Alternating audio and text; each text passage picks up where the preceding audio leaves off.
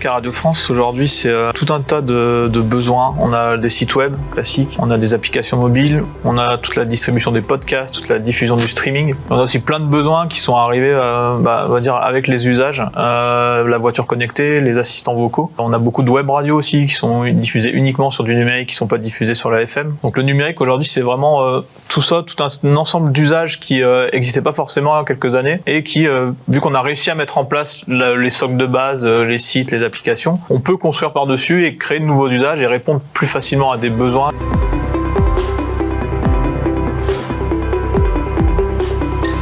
On a commencé à mettre en place un site web sur du cloud. Donc on est parti sur du cloud public, on a réinternalisé les connaissances, on va dire, et les compétences, comment on déploie, comment on développe nos applications, comment on gère des incidents aussi, tout un ensemble de choses qu'on déléguait à un infogérant mais sur lequel on perdait totalement la maîtrise en fait. Et du coup on a fait une sorte de petite spin-off de 4-5 personnes au tout début, vraiment qui se sont mis un peu en mode commando où voilà, on veut sortir le site web, on veut refondre le site web de France Bleu, on veut le mettre en production, on vous donne la carte bleue, vous allez sur le cloud et vous nous mettez ça en prod. Ça a bien marché, les chaînes ont vu que c'était productif, qu'on a pu aller assez vite. Ça a été très rapide pour déployer tout ça. Et donc petit à petit, on a commencé à rajouter des choses. On y est vraiment allé en itératif où on a commencé à mettre nos autres sites web du coup dessus. On avait des applications mobiles qu'on a développées en interne. Plus récemment, il y a 2-3 ans, on a réinternalisé toute la partie de diffusion du streaming audio numérique, sous-traité, on va dire, à un fournisseur. On a tout réinternalisé chez nous et le cloud nous a permis de pas trop avoir à se préoccuper de problématiques de faut que je commande des serveurs, faut que je les installe, etc. Ouais.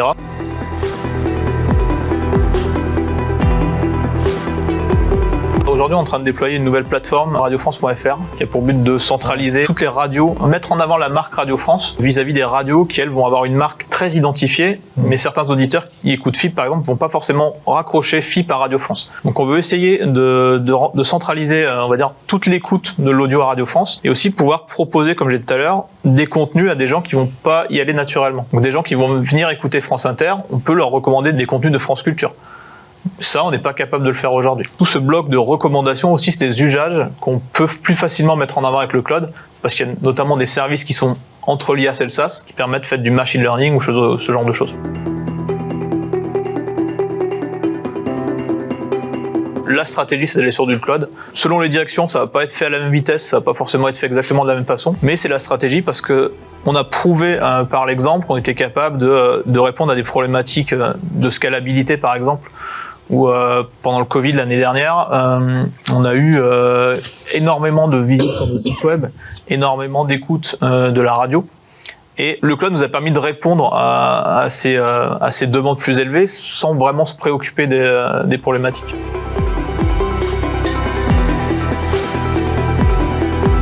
Le cloud permet vraiment d'expérimenter. On peut mettre des tout petits budgets sur un projet, moins de 2000 €, et on peut mettre quelque chose qui est visible et qui va être montrable aux utilisateurs. Donc c'est vraiment ça, nous, aujourd'hui, qui est comparable aux collectivités, c'est ce côté, on a commencé très petit et on a juste itéré. Il faut pas hésiter à expérimenter. Le cloud, c'est quand même à la base du paiement à l'usage, donc on peut partir très très petit, vraiment itérer, et construire, on va dire, à son échelle nos besoins via du cloud. Et pas oublier d'intégrer, on va dire, l'organisation, la culture dans cette transformation, et c'est pas uniquement une transformation technique et un changement de serveur.